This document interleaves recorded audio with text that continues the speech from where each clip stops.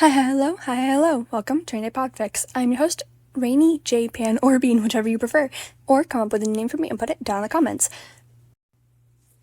Today I'll be reading The First Official Patrol of Eraserhead by The Void Is My Home or Orphan Account on AO3. This is part 1 of The Crow, the Raven, the Phoenix, and One Very Confused Eraser Dad series.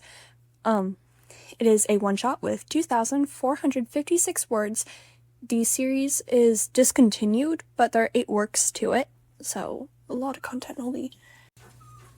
Summary. The first official patrol of Eraserhead. What could go wrong? More than you think. And Aizawa comes to terms with some pains he's been carrying for 2 years, since the day. There is a trigger warning for suicide attempt in this. Yeah. If Aizawa had a word for his first official patrol as the underground hero, Eraserhead, he'd probably say it was quiet, comforting even. Of course, his mentor would probably tell him slow shouldn't be comforting, but for Aizawa, this makes more sense than anything else. When he's on the rooftops, running and jumping and actively using the capture scarf, though he's only had it for 3 years, so he's still careful to stick to what he can do, to tie up any criminals he comes across. He's finally Aizawa, in a way he hasn't been since. Aizawa misses the timing, flopping harshly onto the roof, hiding a wince behind a scarf. Ankle hurts, but I can stand on it, so it's probably not sprained. Aizawa releases a sigh, crouching at the edge of the roof, blinking as he sees red wings standing on the edge of a roof nearby. With more agility than even Nezu is aware of, Aizawa gets onto the roof, landing behind the figure with the wings, a younger kid that shouldn't be up here. What are you doing up here? The kid jolts, golden hair framing golden eyes focusing on Aizawa. Who are you? The kid asks, stepping closer to Aizawa and further from the edge. Eraserhead, a new underground hero. What's your name, kid? The kid blinks, frowning slightly before responding with, Keigo? Well, Keigo, can you step away from that edge and we can talk about whatever got you up here? Or we could get some food, whatever you prefer. Keigo hums softly, sighing. I can't tell you, but some chicken wings would be good. Aizawa nods, smiling when the kid steps closer to him. Let's get off this roof and find a restaurant that sells some chicken wings. Keigo nods, and Aizawa gently grabs the kid and carefully makes his way to the street, Keigo in his arms. Stop it. It's only a few minutes of walking, Keigo leading the new hero around the area to find a chicken place. Then it's another 10 minutes in which Aizawa pays for some chicken and gives a whole box to the kiddo. Finally, with chicken in arms, the two find a rooftop nearby. You know, Keigo begins, munching on the chicken quite happily. I'm a fan of Endeavor. He's just an amazing hero. All Might is fine, a great symbol of peace, but Endeavor's real, you know? Aizawa does not comment, his eyes slowly scanning the street below, ever watchful. 3 years of a stoat, though Aizawa will take that information to his grave, giving Aizawa nightmares was plenty enough for the male to develop a sense of paranoia, not unfounded. You got any favorite heroes? Aizawa watches as 3 males, all Amenhotep quirks, thankfully, escort an isolated and very drunk woman into an alleyway. If I had any, you wouldn't know them. I'm not interested in heroes who do it for popularity, or because everyone else does it, or anything else. Aizawa stands, giving the nod to Keigo. Stay here. With that, Aizawa drops off the roof, swinging his scarf and landing on one of the 3 men, instantly flipping and knocking out the second before wrapping the third up and pulling out his hidden knife to threaten the first. Once he is sure the knocked out and tied up ones aren't getting away, he remains close to the first one and calls up the local cops. Thank the rat god for connecting him with Detective Tsukauchi. He patiently watches as Keigo slowly glides his way down, his decently sized wings flaring to cover the woman. I know you told me to stay there, but... It's alright, Aizawa interrupts, flashing a small smile. I didn't want you involved with the fighting, but you can state what you saw if you'd like. Tsukauchi sighs, but Aizawa just flashes a look that brings a hesitant smile to Tsukauchi's face. Eraser, that was your first official patrol ground. It's been nice. If you don't mind, I have a little birdie. You should help me reunite with their parents. Aizawa turns to Keigo, gesturing to the detective. Keigo, this is Detective Tsukauchi. He can help find your folks. Keigo looks between the two, nodding slowly. My quirk is lie detector. I can sense when people around me are telling truths or lies. Keigo nods again, frowning. Can you help me if I tell you things that aren't good? The detective and Aizawa look at each other, Aizawa tilting his head slightly to his phone where a text conversation is open. The detective nods and Aizawa kneels in front of Keigo. My mentor from high school has texted me about being interested in anything you might have to say, and he's plenty safe for whatever you need to share. Tsukauchi will be there to verify what you say, but otherwise we take things seriously, whatever they may be. Keigo nods. It's a few minutes of waiting before Keigo finally answers. Then let's go to Eraserhead's mentor, and I'll share things you two might find interesting. Keigo knows that the HPSC will tighten their leash on him for this escape, but he also knows this isn't right. They can try to brainwash him all they want, but he knows that the Hero Project and Villain Project are wrong. Originally, he planned to set them back by years with his loss. But a chance meeting with the hero that the HPSC has been trying to get their hands on for 3 years opens up a better avenue. Keigo didn't need Eraserhead, Aizawa Shouta, his mind helpfully includes, to introduce himself. The man has been a common topic when the adults thought Keigo wasn't listening. Keigo's training included listening to kids, and, ironically enough, among all the other training segments, the adults seem to have forgotten the very points they reminded Keigo of every day. Children are invisible in a way nobody else is. Children, by being thought of as innocent, often come into information nobody else has. And yet, the HPSC underestimates the top scorer of their program, the ingrained beliefs causing people to forget themselves when he's training, allowing him to hear and see things he probably shouldn't. They constantly spoke of Aizawa Shouta, the young Eraserhead. His private mentor is Nezu, the best hero high school principal ever, UA. His power, Erasure, a quirk which, through the use of electromagnetic influence, can temporarily affect those he looks at, removing their quirks for the duration that his gaze remains on them.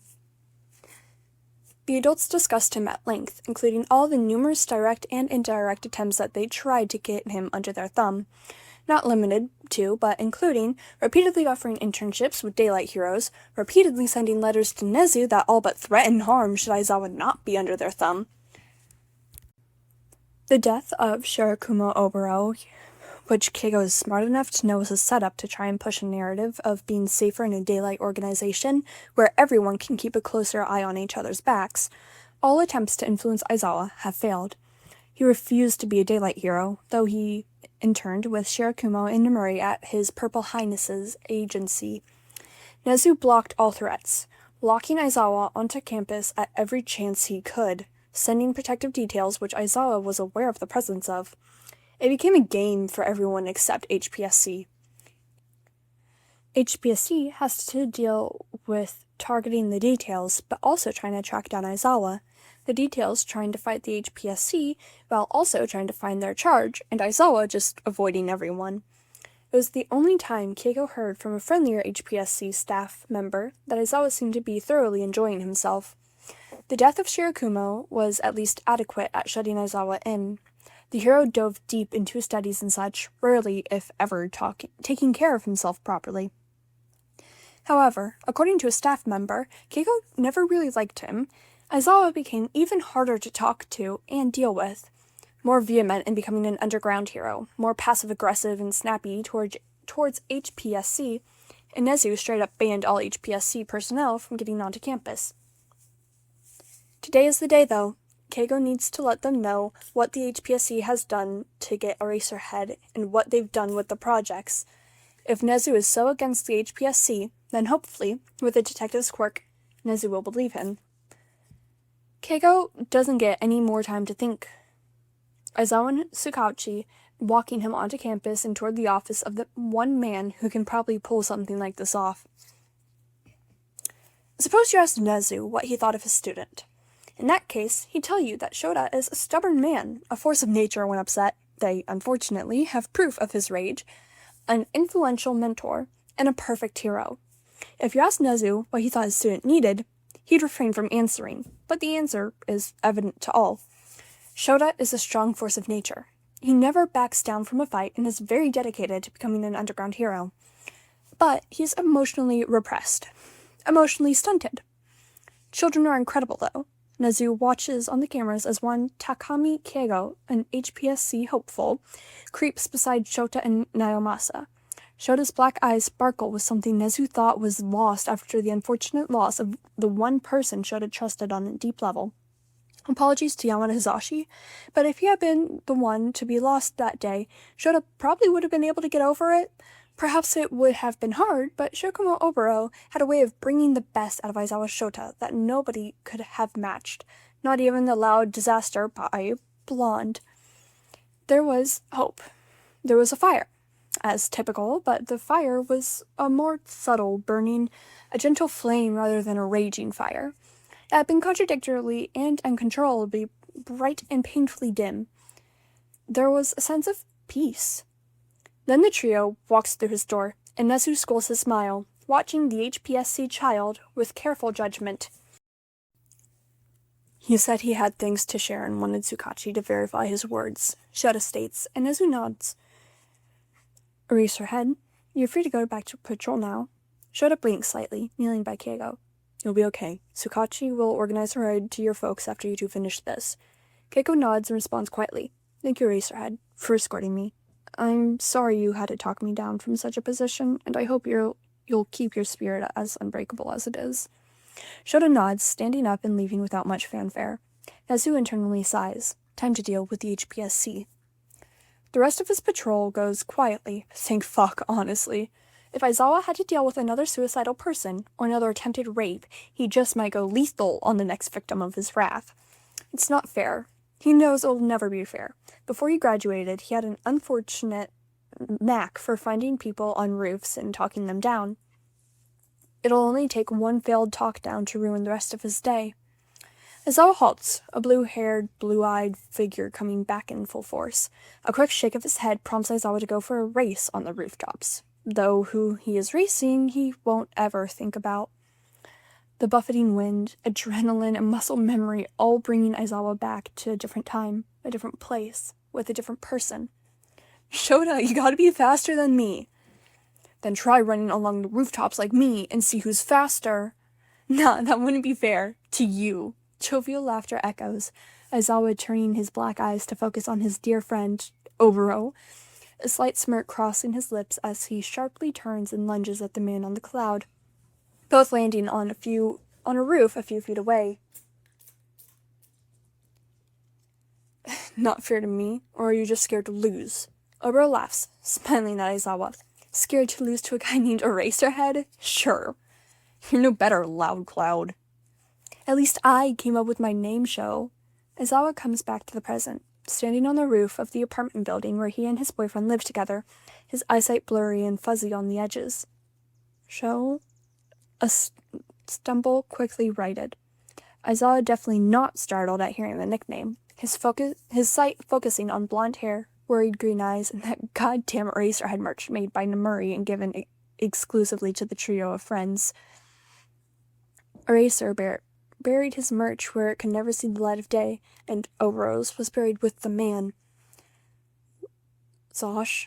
The male pulls Aizawa in, having crossed the rooftop while Aizawa had corrected his stumble. Did something happen, Sho?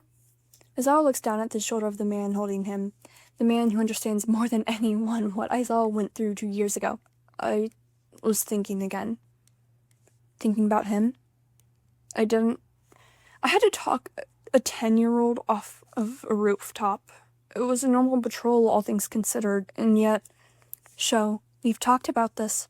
Your counselor has talked about this. Grief isn't linear, and it's only been 2 years. It's normal to feel these things. Shouta, he's not Eraserhead, or Aizawa with Hizashi. He's never been. Closes his eyes, resting in his boyfriend's arms. Come along, I'll make sure Cat and Biscuit cuddle you, and we'll get one of those feel-good movies going, yeah? Shouta nods, and Hizashi slowly leads his mourning boyfriend to their apartment. Patrolling every night, doing so for a month straight, offering to pick up other shifts and routes, doing whatever he can to stay busy. He's been avoiding Nezu too. His mentor has that look that is a cross between overthrowing the government and burning down many buildings, and Aizawa knows better than to get involved. He can't. He has to save people, because that's what Oboro would do. And whenever Aizawa feels the effect of so little rest beginning to take hold, he just collapses in his boyfriend's arms, reminded that someone is waiting for him to come home so he can't make any stupid decisions while being a hero. And as the months pass, the seasons change, the hole in his heart that used to be so prevalent no longer hurts as much. He finally can bring himself to slow his patrol routes down. After all, Oboro didn't die so that Aizawa could run himself into the ground. He died being a hero, and heroes try not to work themselves into the ground. Blooper. Well, Keigo, can you step away from the edge? Fuck you!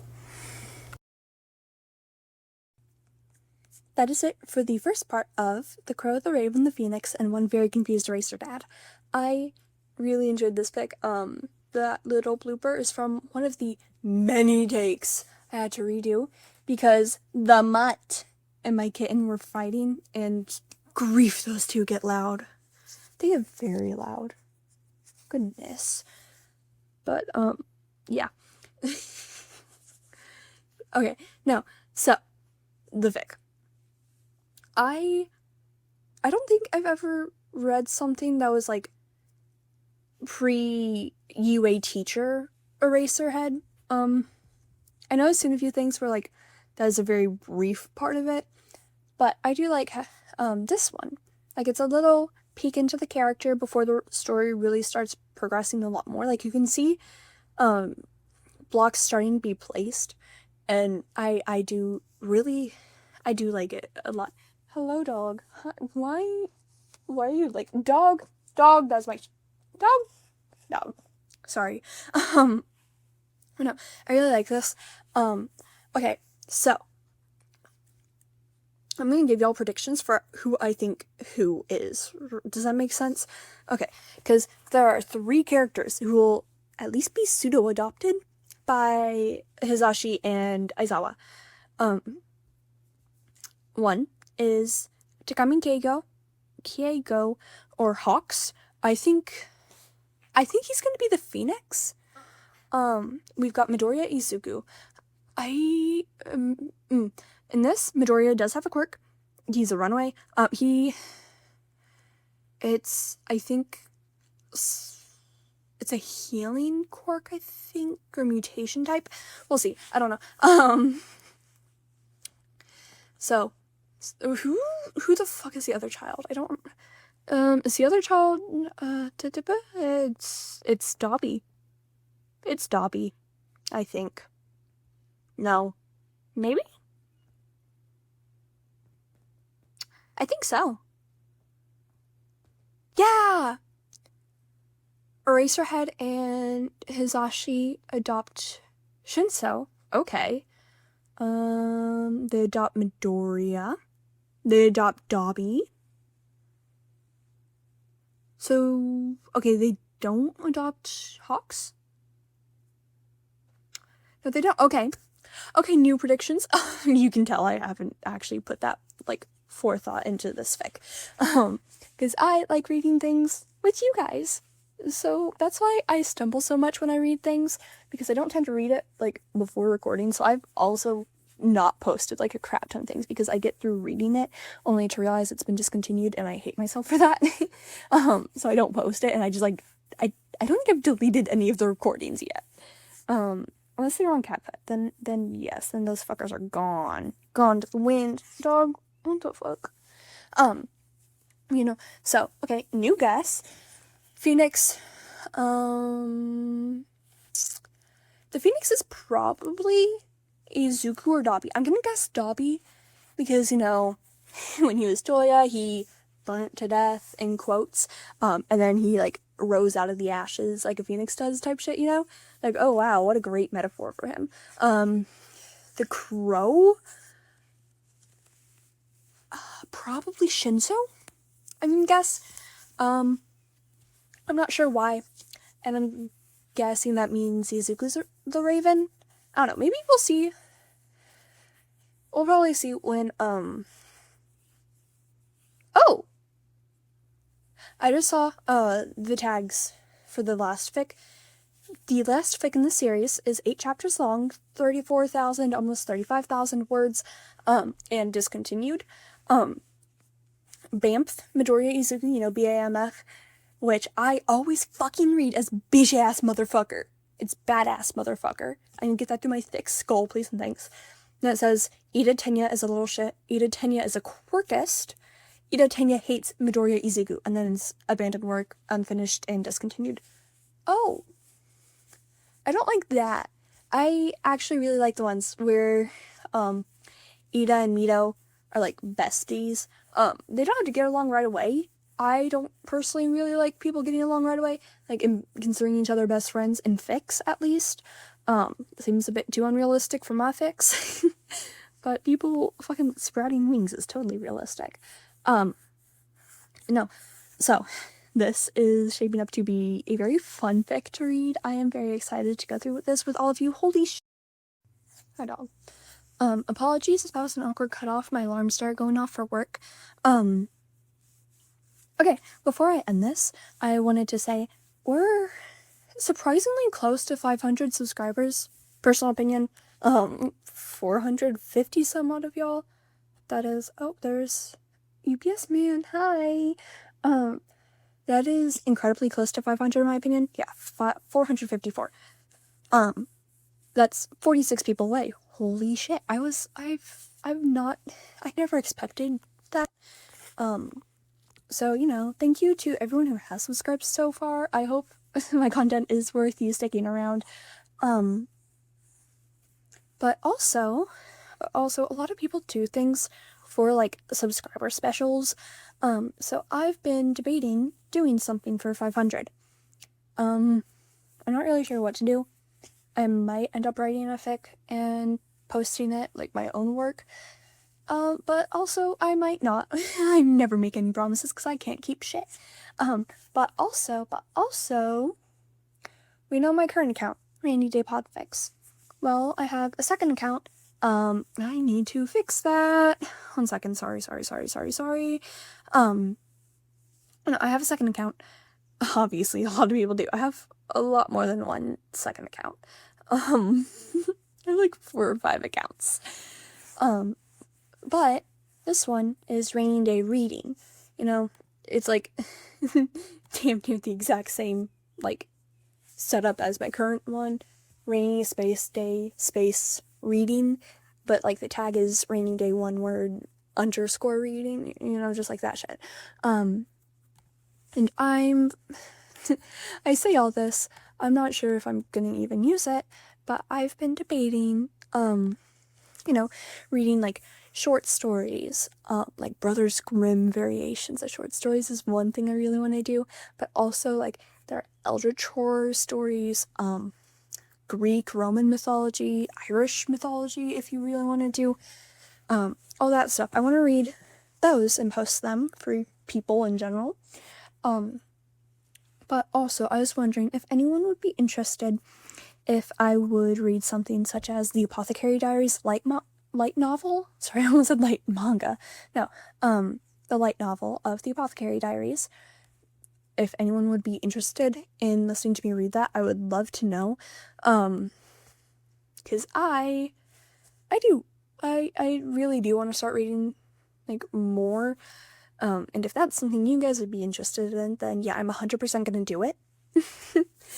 Honestly, I might do it without interest either, but also that channel would be much more sporadic than, than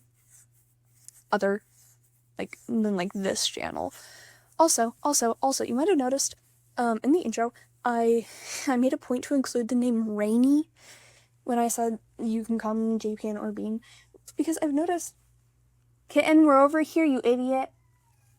Girlie, stop yowling. We're over here. You know where we are. Sorry. It's like I noticed here recent that I say rainy day, and, like, on Discord, in fucking the Podfic community Discord server, I literally have Rainy/Pan as my name, but I don't, like, tell anyone they can call me Rainy. Because I'm not used to that. Like, everyone online calls me Jay or Pan, and then, like, family calls me Bean. that's where those names came from. Because my default YouTube account is What Am I Pan? I don't post anything on there, it's not worth looking into. So, like, when people first started interacting with me online, What Am I Pan was, like, my most common name, I just started getting called Pan. And I've stuck with it. And now I include J, because my name starts with a J, and it's really easy. So, I realized I've never included Rainy in my introduction. That is an option for y'all to call me. Rainy, RD, if you wanted to, but that reminds me of, like, Rainbow Dash. So that might be a bit weird. All that shit, that's fine. I'm just so chill with that shit. Genuinely, whatever y'all want to call me. Again, so long as it's not slurs. Sorry. I need to end this.